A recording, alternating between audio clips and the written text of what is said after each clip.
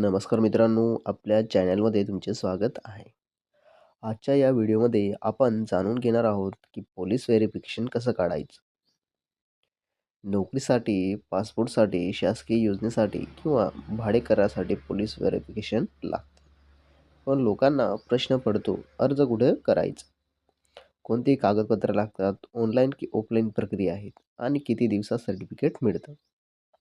या सर्व प्रश्नांची सोपी आणि संपूर्ण माहिती आज आपण या व्हिडिओमध्ये पाहणार आहोत. म्हणून व्हिडिओ शेवटपर्यंत नक्की पहा.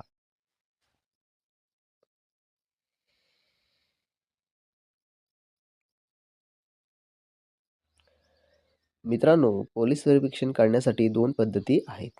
ऑनलाईन आणि पोलीस स्टेशन मध्ये ऑफलाईन अर्ज करण्याची. पहिली ऑनलाईन पोलीस व्हेरिफिकेशन महाराष्ट्रासाठी.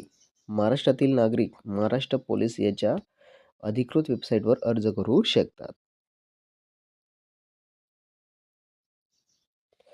मित्रांनो, अशा प्रकारे आपण माहिती बघणार आहोत.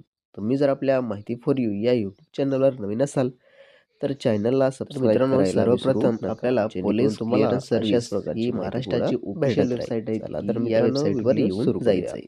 ही वेबसाईट ओपन झाल्यावर मित्रांनो तुम्हाला या प्रकारे इंटरफेस दिसणार आहे, जिथे तुम्हाला तुमचा login I D password create करायचा आहे. त्याच्यासाठी तुम्हाला इथे खाली रजिस्ट्रेशन करावं लागणार आहे.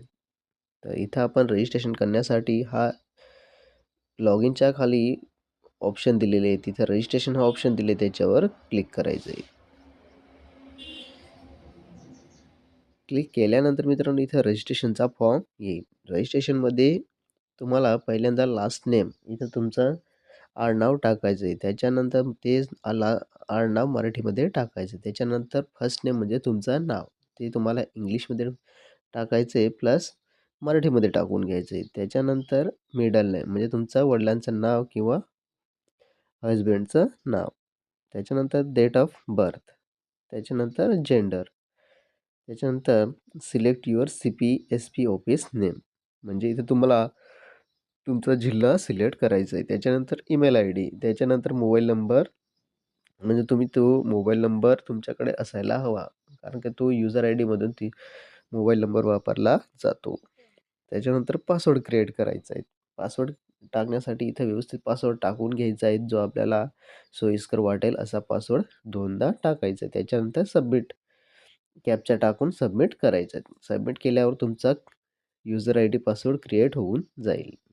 तर झाल्यानंतर तुम्हाला मित्रांनो लॉगिनच्या पेजवर यायचं आहे. तर मित्रांनो लॉगिनच्या पेजवर या प्रकारे इथं आल्यावर इथं तुम्हाला इंटर युजर नेम और मोबाईल नंबर, तर तुम्हाला इथं युजर नेम हा तुमचा मोबाईल नंबर असतो, म्हणून मोबाईल नंबर टाकून घ्यायचा. त्याच्यानंतर खालच्या बॉक्सला तुमचा पासवर्ड आणि खाली कॅप्चा दिलेला आहे, तो कॅप्चा व्यवस्थित फिलअप करायचा आणि लॉगिन या ऑप्शनवर क्लिक करायचं. तर आपण इथं पटकन लॉगिन करून घेऊयात.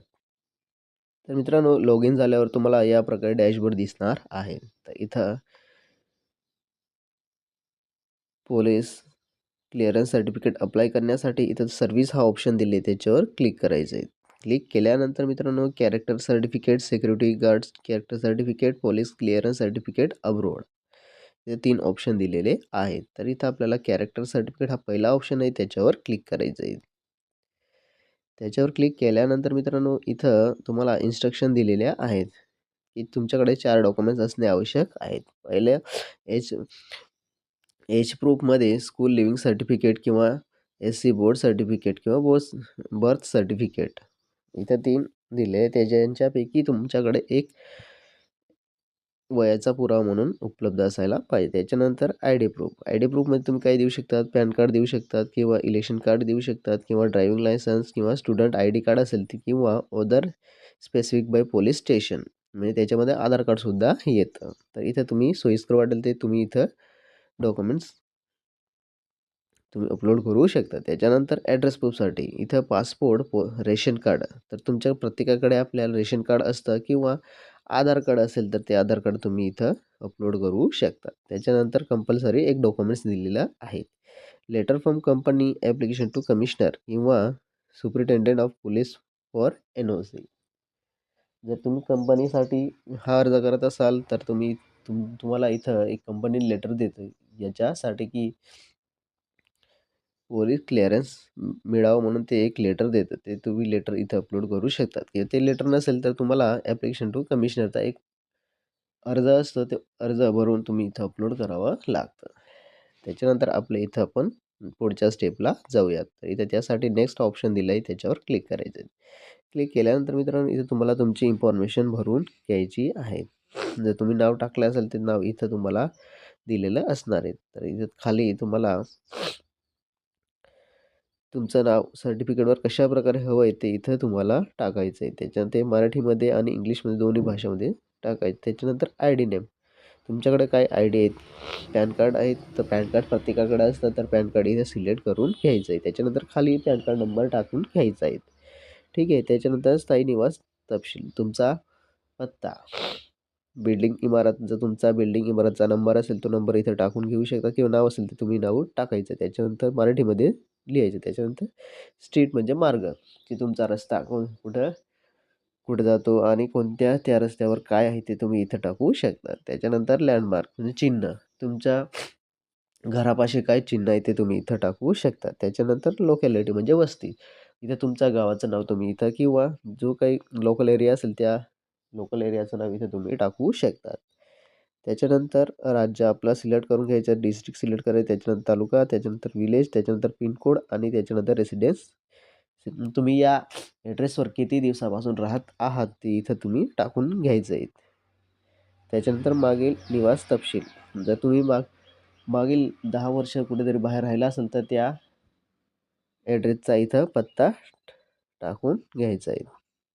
त्याच्यानंतर नेटिव्ह परमनंट स्थायी निवास तपशील, इथं वरचा पत्ता सेम असेल तर इथं सेम ॲज अबोव करून टिक करून जायचं आहे.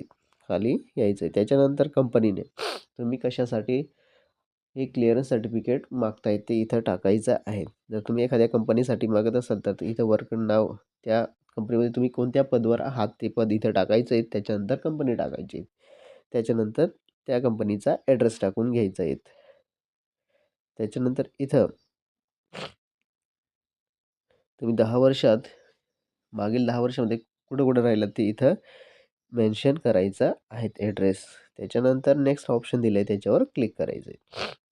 नेक्स्ट ऑप्शनला तुम्हाला 2 ओळखीचे माणसं लागणार आहेत. त्या ओळखीच्या माणसांची नावं, त्यांचा ॲड्रेस आणि मोबाईल नंबर टाकून घ्यायचा आहे आणि नेक्स्ट या बटनावर क्लिक करायचं आहे. क्लिक केल्यानंतर मित्रांनो तुम्हाला लोकल पोलीस स्टेशन सिलेक्ट करावं लागणार आहे. त्याच्यानंतर खाली प्लेस टाकायचे आहेत आणि डेट ऑफ, तुम्ही कोणत्या तारखेला अप्लाय करताय ते तारीख इथं टाकून घ्यायचं. त्याच्यानंतर डॉक्युमेंट्स अपलोड करायचे आहेत. तर इथं आपण डॉक्युमेंट्स अपलोड करून घेतलेले आहेत म्हणून तुम्हाला इथं व्ह्यू डॉक्युमेंट्स दाखवतोय. तर डॉक्युमेंट्स या प्रकारे असणारे फोटो, सिग्नेचर आणि खाली डॉक्युमेंट्स असतात. ते डॉक्युमेंट्स तुम्ही अपलोड करून घ्यायचे. तर या डॉक्युमेंटची साईज ही तुम्हाला व्यवस्थित करायची आहेत आणि हे JPGमध्ये तुम्हाला अपलोड करायचे आहेत. तर मित्रांनो अशा प्रकारे तुम्ही पोलीस क्लिअरन्ससाठी घरी बसून अर्ज करू शकता.